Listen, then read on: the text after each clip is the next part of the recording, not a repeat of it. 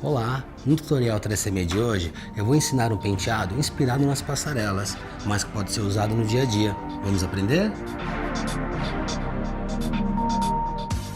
Lave seus cabelos com 3CM. Para evitar os danos do secador e da chapinha, use a linha 3CM Proteção Térmica. Seque com um secador.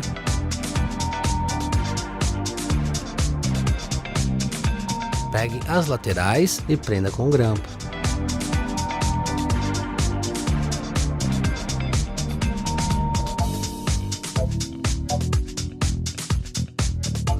no movimento para trás, torça as laterais do cabelo. E prenda com um grampo.